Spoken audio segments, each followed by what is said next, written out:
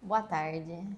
Então, meu nome é Bárbara, eu sou R1 de Medicina Intensiva e hoje a aula é sobre taquiarritmias. Bom, eu dividi a aula em dois momentos. Por quê? Porque essa aula ela é super extensa. Taquiarritmias é um tema com muita coisa, então eu quis dividir primeiro num moldezinho do ACLS, que é basicamente identificação de padrão e tratamento imediato. E depois a gente vai para a abordagem teórica, que aí a gente vai falar de cada arritmia, mecanismo eletrofisiológico, enfim. Aí a gente dá uma aprofundada. Combinado? Então, beleza. Estamos na UTI e, bom, um paciente nosso faz um ataque à arritmia. A gente roda o eletro. Primeira coisa que a gente tem que fazer é definir se esse QRS ele é estreito ou se ele é longo. Estamos diante de um QRS estreito. A gente vai ver se o paciente está estável ou ele está instável. O QRS está longo, está largo, né? Ele está estável ou ele está instável. Vamos por partes. QRS estreito, menor que 120 milissegundos. O paciente meu está estável. A gente vai avaliar se o intervalo R ele é regular ou irregular. Se ele está instável, a gente faz o mnemônico Osasco e faz a cardioversão elétrica sincronizada. Hoje, em específico, nessa aula, eu não vou abordar as taquiarritmias de intervalo RR irregular, porque a gente vai ter uma aula só sobre isso. Então, vou abordar só esse pedaço aqui e o pedaço de instabilidade hemodinâmica, tá bom? Beleza. Nosso paciente está fazendo uma arritmia, uma taquiarritmia de um intervalo RR regular. A primeira coisa que a gente vai fazer são as manobras vagais. A gente pode fazer massagem de seio carotídeo ou a valsalva modificada. Massagem de seio carotídeo a gente tem que tomar cuidado com pacientes idosos que tem alguma placa de gordura para não desprender, né? Enfim, mas fora isso a gente conhece a valsalva modificada. Se essa resposta foi positiva, ufa, salvamos. Se deu ruim, a gente pode partir para o uso de medicações. A gente pode fazer adenosina, 6mg, 12, consequentemente. Mas se não deu certo, a gente pode partir para bloqueador de canal de cálcio, que é o verapamil ou diltiazem. E se mesmo assim não está funcionando, a gente usa beta-bloqueador. Certinho? Meu paciente ele está instável hemodinamicamente. A gente vai fazer o Osasco. Orientar. Ah, senhor, tá assim, assim, assado, vou aplicar um choque no peito, não vai sentir dor. Beleza. A gente vai sedar e fazer analgesia. A partir daqui, o paciente ele vai estar sedadão, a gente vai ambusar. A gente, pelo amor de Deus, tem que lembrar de apertar o botão de sincronizar para não desfibrilar o paciente e dar ruim. Pode começar, enfim, sincronizar. Para o C, a gente vai e aplica o choque, certo? Feito o choque, observa e avalia. Ok. QRS largo. A gente vai ter alguns tipos. Pode ser uma TV monomórfica estável, pode ser uma fibrilação ventricular ou uma TV instável, pode ser um torsades e ainda tem a TV incessante monomórfica ou a tempestade elétrica. Aqui é o negócio teminha um pouquinho mais embaçado, mas basicamente, TVs monomórficas estáveis a gente vai fazer a amiodarona em 300mg ou a gente pode optar também pela cardioversão elétrica sincronizada. Meu paciente está instável, cardioversão, de 200 a 360 joules, certo? Torsades, a gente tem que lembrar sempre, vir na cabeça o sulfato de magnésio. Se não deu certo, a gente pode usar até um marca-passo para tentar controlar a frequência desse paciente. E em caso de tempestade elétrica, também a gente vai usar a amiodarona junto com beta-bloqueador, ou a gente pode partir até para ablação por catéter. Tudo bem? Então, apareceu isso aqui no nosso monitor, lá na UTI. A gente vai rodar um eletro e está aparecendo isso daqui. É uma taquicardia de QRS curto, regular. O que eu vou fazer? Não vou dar um nominho para ela. Eu simplesmente vou falar, tá instável? Tá instável, Osasco, cardioversão. Tá estável, manobra vagal, não deu certo. Adenosina, não deu certo. Bloqueador de canal de cálcio, não deu certo. Beta-bloqueador. Bom, o paciente fez isso aqui na nossa frente. De novo, QRS largo, Estável ou instável? Estável, miodarona. Instável, cardioversão elétrica sincronizada. Lembra de ver pulso, que isso aqui também é ritmo de parada, né? Então, ótimo. Se a gente vê isso aqui, mesma coisa, só que a gente observa que ele tem aquele padrão de inversão de pontos. Então, isso aqui é o torsades, a gente tem que lembrar do sulfato de magnésio. Tudo bem? Ufa! A primeira parte foi, certo? Amém, irmãos. Agora, a gente vai falar das taquiarritmias de uma forma mais aprofundada. Vamos começar com as supraventriculares. Vamos lá. Então, introdução. Por que a gente fala que a taquiarritmia ela é supraventricular? Porque ela tem uma origem no átrio ou no nó atrioventricular. Ela vai estar para cima, né? E a principal característica vai ser um QRS estreito. Na medicina, nem nunca nem sempre, existem sim taquiarritmias supraventriculares de QRS largo. Então, o paciente ele pode ter um bloqueio de ramo prévio, pode ter uma condução aberrante, pode ter pré-excitação ventricular, que vai fazer com QRS largo, mas pode ser supraventricular. Geralmente, essas taquiarritmias, elas são benignas e mais toleráveis hemodinamicamente. Ela pode pegar pacientes de todas as idades com ou sem doença cardíaca estrutural. E é importante a gente saber qual que é o tipo de paciente que a gente está avaliando, porque, por exemplo, eu estou com um paciente que ele tem uma insuficiência cardíaca e eu fiz um eco e ele tem um átrio dilatado. Eu sei que ele vai ter uma propensão para desenvolver uma FA ou um flutter, certo? Então, só de saber o antecedente do paciente, a gente consegue prever algumas taquiarritmias. E fatores relacionados à UTI, como aumento de tônus adrenérgico, né, uso de droga vasoativa, trauma, cirurgias, eles podem predispor também a taquiarritmias supraventriculares. E aí aqui a gente vai abordar algumas, que seria a taquicardia atrial, a por reentrada atrioventricular por vias acessórias e a reentrada nodal. Beleza, aqui a gente tem a imagenzinha da condução elétrica do coração, e aí, vamos lá, a gente tem tanto por reentrada nodal ou por uma via acessória, elas são basicamente circuitos de reentrada que vão utilizar o nó atrioventricular para sua perpetuação, certo? Então, a gente vai estar tendo um probleminha aqui, digamos assim. Na taquicardia por vias acessórias, basicamente, o que acontece?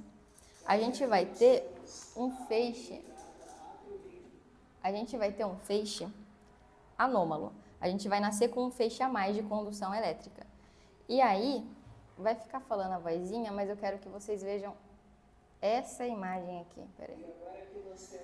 Basicamente, a gente vai ver que na condução elétrica do coração, ele vai estar conduzindo normalmente, mas a gente tem uma reentrada, ó, um feixe anômalo, que ele vai acabar enviando a outra condução, vai fazer esse movimento aqui. Acho que visualmente fica um pouquinho mais fácil de entender. Perfeito. E aí, o que a gente vai acabar olhando no eletro é essa onda P retrógrada. Então, bem no final, bem entre o segmento ST, a gente vai ver a onda P negativa. Tudo bem? Que a gente chama de onda P retrógrada. Certo? Aqui, ó, onda P retrógrada. Então, a gente pode ter, e ainda tem, aprofundando um pouquinho mais, a gente tem os tipos de classificação da taquicardia atrioventricular por feixes, né?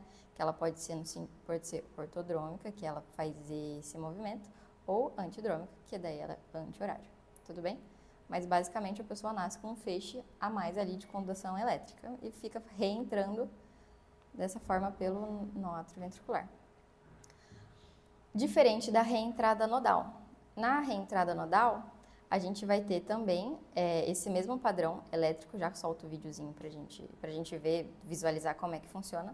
E aí, no achado eletrocardiográfico, a gente vai ter também esses achados de onda R em V1. Então, vocês verem que aqui tem o QRS, logo depois do QRS, a gente vai ter essa onda R. Tudo bem? Mostrando o videozinho aqui pra vocês, pra ficar bem visível. A gente fica vendo aqui a reentrada, ó. Tô conduzindo normal, só que aqui no átrio ventricular ele fica returbilhando, fazendo essa reentrada. Certo? Beleza. Ok. E a gente também tem a taquicardia atrial, que ela vai ser secundária a mecanismos focais com automatismo anormal e atividade deflagrada. Ou seja, vamos ter na região do átrio outros focos anômalos ali. Então, ao invés de ser o nó sinusal e o átrio ventricular mandando o estímulo elétrico, a gente vai ter outras regiões do átrio que vão estar querendo brigar e competir. E aí a gente vai ver no traçado do elétron várias ondas P diferentes, de morfologias diferentes. Então aqui, ó, eu tô vendo que tem um monte de onda P, que a morfologia é esquisita, porque não é a morfologia normal do nosso nó sinusal, do nosso nó sinusal, e para dar o diagnóstico a gente tem que ver de 3 ou mais ondas P diferentes no elétron. Aí aqui, peraí, deixa eu mostrar o videozinho. Então a gente vê aqui, ó, soltando o feixes aqui elétricos junto, certo? Muito bom. E aí, como é que a gente vai abordar essas taques supraventriculares? Primeira coisa, a gente vai fazer um eletro de 12 derivações e sempre avaliando a estabilidade ou instabilidade hemodinâmica. Estabilidade, a gente vai fazer manobra vagal. Se não funcionar, adenosina 6, 12, 12, e vem em bolos. E na taquicardia atrial, ela não costuma responder bem à adenosina. Porém, ela permite a visualização dessas ondas P, que vai facilitar o nosso diagnóstico. Ela dá uma lentificada aí nesse processo e a gente consegue dar o diagnóstico vendo as ondas P, certo? E aí, em caso de instabilidade hemodinâmica, a gente parte para a cardioversão elétrica sincronizada. Para prevenção de recorrência, então o nosso paciente que já está lá na UTI, a gente já tirou ele da arritmia, mas a gente não quer que ele volte a fazer. Primeira escolha para esses pacientes seria a ablação. Então pode ser uma ablação quente, né, digamos assim, com radiofrequência, principalmente na reentrada nodal, ou ela pode ser por crioenergia, que é a frio, né?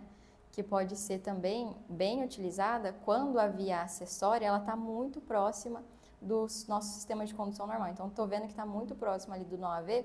Se eu queimar a quente, eu tenho risco de fazer BAVT. Então, a frio, nesses casos, é preferencial. Tudo bem? E aí, quando que a gente vai usar as medicações, né? Ela vai ser reservada para aqueles pacientes que a gente não consegue ainda fazer a ablação, porque tem alguma condição clínica de que não pode se submeter ao procedimento. Certo? Então, tipo, um paciente nosso que está infectado, por exemplo, que está lá na UTI, agarrado por algum motivo, que não dá para fazer a ablação, a gente vai ter que entrar com as medicações. E nesse caso, a gente pode entrar com um beta-bloqueador, bloqueador de canal de cálcio, preferencialmente, né, o diltiazem e o verapamil, e a propafenona. Em casos que a gente tem uma pré-excitação ventricular, a gente não pode usar essas medicações, certo? O bloqueador de canal de cálcio, o beta-bloqueador, porque ela vai facilitar a condução pelo feixe anômalo, e aí vai dar ruim, certo? Então, daí, nesses casos, a gente pode, né, usar amiodarona, enfim. Beleza.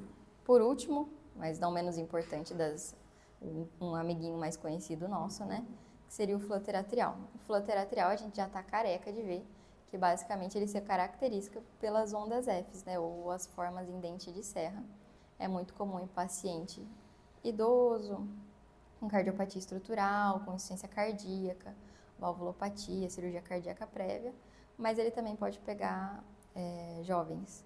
E basicamente a gente tem esse returbilhonamento de condução elétrica no coração, que vai formar as ondas serrilhadas em onda F aqui. Certo? E aí são esses circuitos de macro reentrada nos dois átrios, ó. Então a gente vê esse padrão de turbilhonamento, além da condução normal. Certo? Muito legal. Visualmente fica mais fácil de entender. E aí a apresentação clínica, ele pode ser paroxístico ou persistente, né? E aí o paciente pode sentir palpitação, dispneia, cansaço, precordialgia, mas a maioria é oligossintomático. E geralmente a primeira manifestação, né, do flutter ele pode ser uma IC ou até em fenômenos tromboembólicos. O paciente pode fazer um AVC, foi lá ver, rodeia um eletro e ele tem um flutter. O diagnóstico a gente já falou, então um eletro de 12, né, derivações, a gente vai ver as ondas Fs. E ele costuma ter um padrão de sempre manter essa frequência cardíaca, porque seria a frequência cardíaca atrial, né, digamos assim. E aí, nem nunca nem sempre, né, o QRS ele geralmente é estreito, mas o paciente que vai usar tipo um antiarrítmico, por exemplo, uma propafenona, ele pode ter QRS largo por aberrância de condução. Então também a gente pode encontrar flutter de QRS largo. E aí o diagnóstico é pelo encontro das ondas Fs e os famosos dentes de serra, né? Que eles vão ser negativos em parede posterior e positivo em V1. Igual a gente vê aqui no eletro. Para tratamento do flutter, a gente tem que sempre identificar alguma causa, né, secundária de arritmia. Se tiver instável, a gente faz a cardioversão elétrica. E em resposta, né, ventricular elevada, a gente faz beta-bloqueador, bloqueador de canal de cálcio. A gente pode fazer digital e amiodarona para aqueles com disfunção ventricular, porque lembra que eu falei anteriormente que a gente não pode fazer daí, certo? Que é uma contraindicação. E o tratamento ele é muito parecido com a FA, daquela questão de fazer anticoagulação de 3 semanas, aí faz o eco transesofágico, avalia se tem trombo intracavitário para aí fazer a cardioversão, certo? Não abordei tanto assim, porque a gente vai ter uma aula específica só disso. Combinado? Não menos importante, a gente tem também as taquicardias por automatismo anormal, que seria uma taquicardia sinusal inapropriada e a taquicardia juncional ectópica. Aí, na apropriada, sinusal inapropriada, basicamente o nosso sinusal, ele tem um automatismo anormal. Ele vai ter uma desautonomia que o tônus simpático vai tá exacerbado, vai estar alterado, fazendo essa taquicardia. E aí a taquicardia juncional é um automatismo também anormal, só que do não AV, né, na porção proximal do feixe de His. Na juncional ectópica, a gente encontra mais em pós-op de cirurgia cardíaca pediátrica, ela é um pouquinho mais rara em adulto, mas ela pode ser também desencadeada por miocardite, por infarto, por intoxicação digitálica, e o tratamento ele é basicamente tratar a causa, então controle de fator desencadeante. E aí seria esse o padrão do elétrico que a gente encontra. Tudo bem? Ok. Pausamos. Bebe água, John. Bebe água. Não acabou não, Urbano. Calma. A gente conseguiu a metade da aula, tá? Agora a gente bebe água, dá um respiro, que a gente vai para taquicardia ventricular. Boa. As ventriculares. As ventriculares eu brinco que elas são um pouquinho mais embaçadas, né? Geralmente elas são mais graves, certo? São aquelas que vão se originar, então, abaixo do feixe de His, tipicamente de QRS largo, e elas vão ser caracterizadas pela sequência de 3 ou mais batimentos consecutivos acima de 100 batimentos por minuto, né? E a gente classifica ela como sustentada quando ela passa de 30 segundos ali no monitor, certo? O espectro clínico pode pegar paciente saudável, sem cardiopatia estrutural, como também pacientes doentes, né? Quando a gente não tem uma cardiopatia estrutural, a gente vai falar que ela é idiopática. E geralmente tem uma evolução um pouco mais benigna, né? Porém, a gente sabe que elas são potencialmente malignas e majoritariamente estão relacionadas a cardiopatias estruturais. E eventos agudos como um infarto, distúrbio eletrolítico, efeito colateral de fármaco pode desencadear arritmia grave e até morte súbita. Aqui a gente tem as principais etiologias das taquiventriculares. Então, as idiopáticas, que pode ser por uso, né, por idiopática do VE mesmo, e também as secundárias, que é o que a gente mais vê, né, que seria isquemia miocárdica, hipocalemia, Também, né, infarto agudo do miocardiopatia chagásica, displasia, não enxergo, arritmogêmica de VD, certo? Então a gente tem QT longo, que é muito importante, síndrome de Brugada, a TV catecolaminérgica, que a gente vai falar também. Então a gente tem várias etiologias. Primeiro, as taquicardias monomórficas. As idiopáticas, geralmente ela vai ser deflagrada por um aumento de pós-potenciais, né, ou por um automatismo anormal, né, que basicamente vão ser situações que a gente vai ter esse aumento de cálcio intracelular que vai desencadear elas. E as estruturais, o principal mecanismo de reentrada o principal mecanismo é a reentrada, porque geralmente o que acontece? Tem um coração infartado. A gente vai ter algumas fibroses na musculatura, e essa fibrose desse tecido junto com o tecido normal vai favorecer a condução alterada e o sistema de reentrada. Então essa mistura de tecido bom com tecido ruim favorece a reentrada e formação de taquiarritmia. E aí, as taquiarritmias polimórficas, né, que são daí essas alteradas aqui, o torsades e aqui a polimórfica, elas geralmente também são por reentradas funcionais com um circuito instável e elas vão variar a cada batimento, por isso que elas são todas esquisitas. De reentrada a gente pode fazer por rotores, que basicamente a gente vai ter um impulso elétrico que vai ficar em espiral, que geralmente até tem uma maior tendência de fazer fibrilação ventricular. E aí a gente tem também diferenças regionais de repolarização ventricular. Então, aonde estiver acometendo, por exemplo, se é no endocárdio ou se é no epicárdio, a gente pode ter uma formação de arritmia diferente. Então, por exemplo, se estou pegando várias regiões específicas, posso predispor até o torsades, certo? E aí a gente tem por reentrada funcional, né? Então, canalopatia, isquemia miocárdica aguda, a gente tem a predisposição de ventricular polimórfica e até fibrilação ventricular, certo? E aí a gente tem que sempre lembrar também que distúrbio hidroeletrolítico, uso de amiodarona, sotalol, bradicardia, hipóxia, acidose, são todas situações que podem predispor à arritmia ventricular. E lembrar sempre do QT longo, que vai predispor ao torsades. E a apresentação clínica? Ela depende da extensão do meu acometimento de VE e principalmente da frequência cardíaca.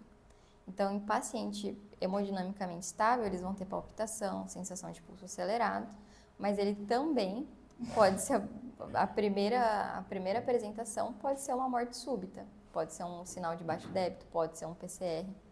Então, é um ataque à arritmia bem importante, né? Bem grave. E a nossa avaliação inicial sempre é determinar a repercussão hemodinâmica, igual estou repetindo todas as vezes aqui na aula, né? E avaliar sinais de baixo débito. Se a gente tiver instabilidade hemodinâmica, sinal de baixo débito, cardioversão elétrica, certo? Depois que a gente estabiliza, a gente sempre tem que fazer uma anamnese muito importante, porque a gente tem que se atentar. Será que antes ele não teve algum sintoma de uma isquemia miocárdica? Será que ele tem algum distúrbio hidroeletrolítico, algum distúrbio metabólico? Será que ele fez uso de alguma medicação? Ou ele usou alguma droga? Ele tem uma doença renal crônica? Tem uma doença pulmonar? Será que ele tem histórico na família de morte súbita? Então, tudo isso... Meu Deus! Tudo isso é muito importante a gente estar investigando. E aí o tratamento vai ser basicamente uma fibrilação ventricular ou uma TV instável, cardioversão elétrica. Uma TV estável, a gente pode tentar fazer o manejo com a amiodarona. Se não deu certo, a gente vai fazer cardioversão. Torsades, sulfato de magnésio. Não está rolando com sulfato de magnésio, a gente pode até passar um marca-passo ventricular temporário.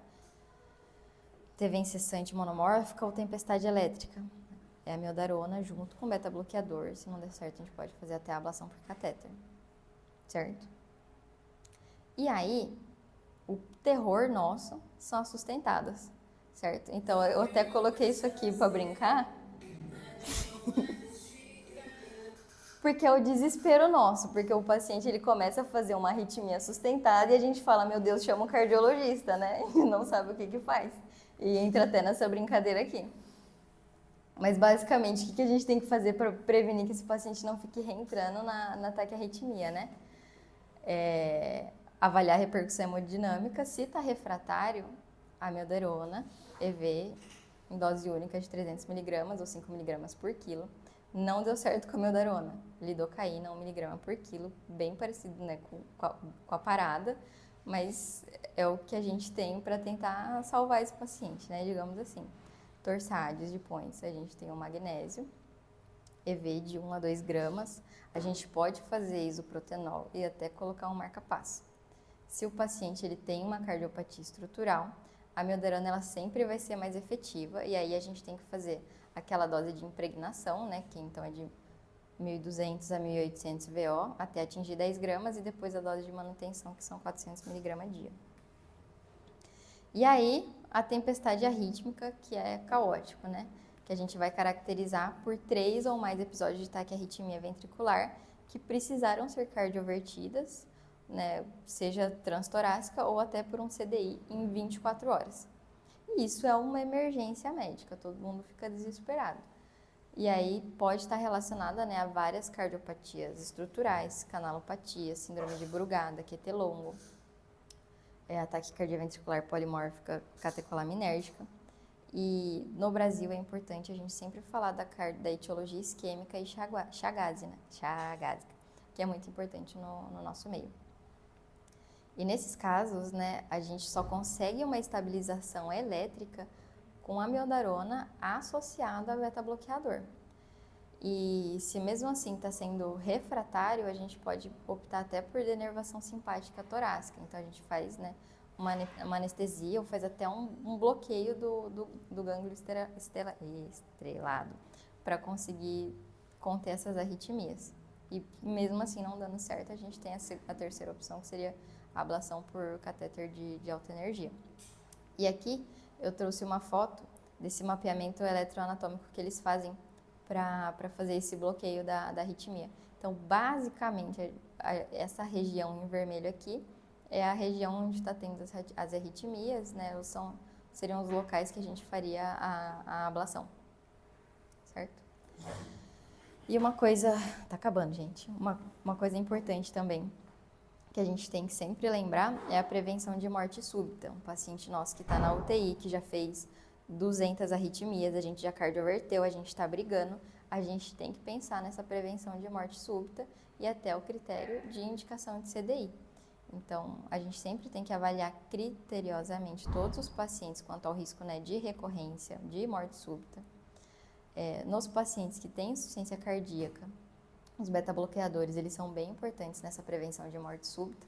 E o principal que a gente usa é o CDI. Então, o CDI, ele vem como uma profilaxia secundária, um paciente com arritmia ventricular potencialmente letal. Então, a gente está falando, né, de fibrilação ventricular ou ataque ventricular sustentada.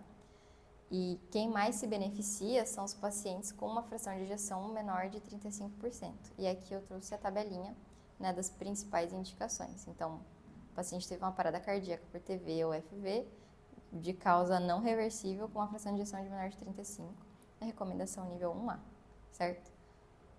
Enfim, e aqui tem as outras indicações que eu vou passar a aulinha para vocês deem uma lidinha que é bem importante. Certo? Obrigado!